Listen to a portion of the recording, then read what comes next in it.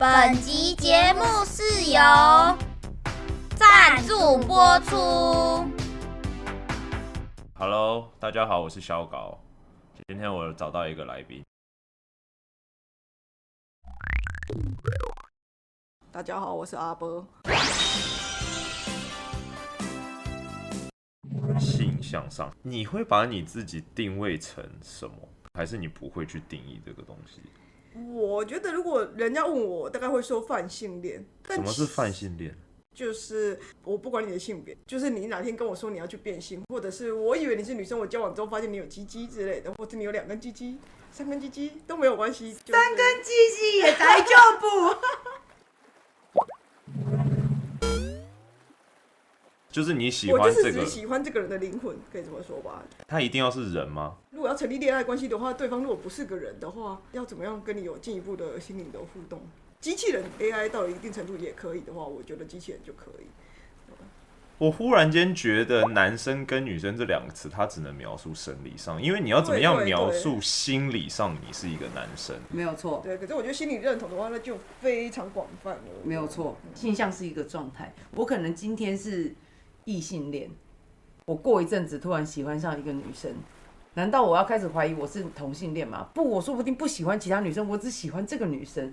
我第一次听这个概念性向是一种状态。对啊，它是有 flow 的。会不会是一个有些人会 flow， 有些人不会 flow？ 就是有时候你的 flow 可能很平缓。所谓的直男，就是一直都没有感觉到自己有可能喜欢上同性，所以感觉不到。但是有时候因为女生是比较情感的动物，女生很常会在求学期间啊，就是很容易喜欢上同性。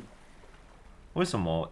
就是如果我要想象，比如说 gay porn， 就是我会不想想，不会，或是你下意识觉得就是社会会排斥你想这件事，或是周围给你压力，让你觉得你不能去想这件事，你一想你就觉得你好像有罪恶感之类的，其实并不是你本人的事情。因为像我们2个的家庭，爸妈好像对于这件事情不太差小我们还蛮自由发展的。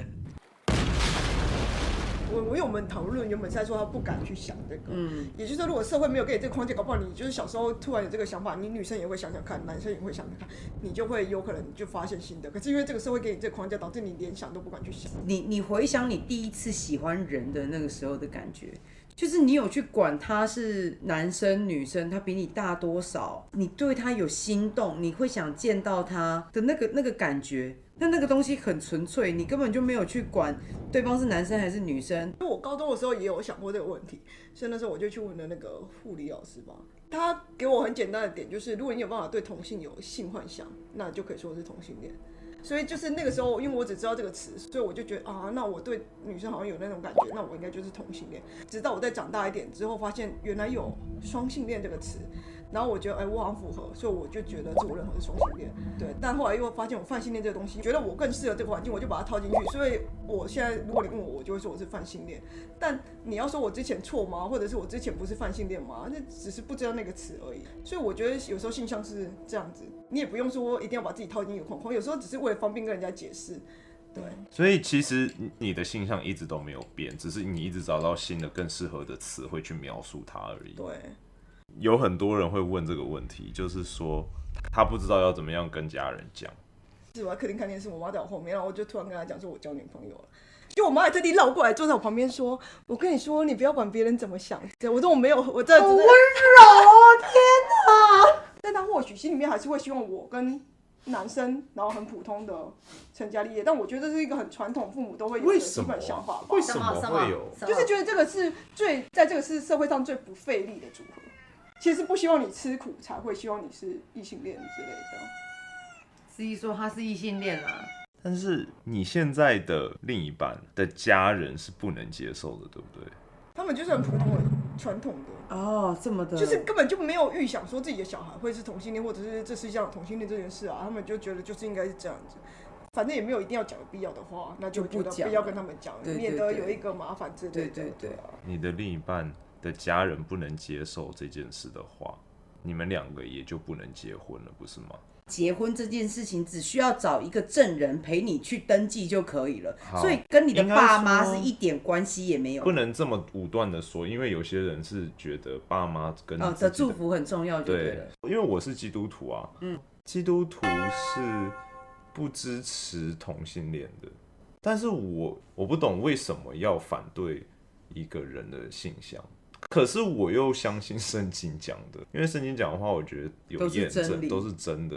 我觉得有时候只是父母反对的一个点，就是我就想反对你啦，我找1000个理由也会反对你。基督教只是因为我还有我的众多的伙伴，他们会一起来帮我。不要啦，不要这么坏。因为我会觉得一个父母如果像我爸哈，他其实是个比我弟更传统的直男，他根本就可能没有想过同性恋这个词。但是因为我妈这样讲，然后我知道我爸是爱我的，所以他就接受了。对，就是爱啊。所以我会觉得，如果是一个基督教父母，再怎么样好了，他如果真的爱他的小孩，其实就会跨过那个门槛吧。他们都希望传宗接代，那就是他自己的期望，对，只是他用这件事来包装而已。如果我是我就会觉得天哪，我妈如果爱宗教胜过爱我的话，那我干嘛要她的认同啊？你不爱个算，那我就算了，反正我是同性恋怎么样？对啦，我觉得上帝是爱所有人的，但是爱他的人不一定会爱所有人。然后我去问了一个我觉得是无性恋的朋友，然后他有对象是因为他觉得，因为他跟所有人，包括家人跟朋友都没有办法有进一步的交流，就是如果朋友聊到心事，他就会觉得有点拒绝，然后更不要说有肢体接触，谁都不行。但是唯独对这个人，就是相处起来就是会主动想要见到对方啊，然后发现肢体碰触也是蛮舒服，所以他觉得他可以跟这个人进入恋爱关系，但其实他对他并没有性幻想。我觉得无性恋是一个性癖好，它不是一个性向。对，他喜欢没有性爱的恋爱关系，对，那是一个性癖好吧。不管是异性恋或同性恋，应该迟早都会变成无性恋，因为50年之后，你们感情已经很坚定了，但是你们已经身体跟心理都没有办法了。大家总有一天会走到这条路，就是也不要有太多多余的负面或是什么样奇怪的想法。对，迟早轮到你，早一点，迟早轮到你，真的耶。所以这不就证明了性行为这件事，它只是到终极的爱的过程，但是当你到那里以后，你是不需要它的，它只是一个楼梯。我们现在在讨论的这种价值观，它是普世的价值观吗？应该不是吧？普世价值现在还停留在同性恋能不能结婚吧？就是还好远哦。对，就很远吧，就是只有这个世界只有异性恋和同性恋的这个遥远的，但我们已经走太远了。所以我才觉得，就是这些问题有点老派，但是好像才是普世价值。不会啊，说不定我们那个剪一剪放出去，又发现啊，你们这群井底之蛙，我再补充一点资料给你看看。我们一定可以找到很厉害的听众补充资料给我们。反正一定有我们这个中间的受众。要是我们对这个东西深入过头，我们就不会做动画，我们应该会去做学者吧？对，我们就会去当学者，对，我们就开始做研究。如果你想要继续看的校委，就要接受我们保持这个中间的水准。不要期待我们太多。我们回来了，就已经到这里了，那就代表快要结束了。对，因为阿布要回家了。拜拜，拜拜拜拜拜拜拜拜拜拜拜拜拜拜拜拜拜。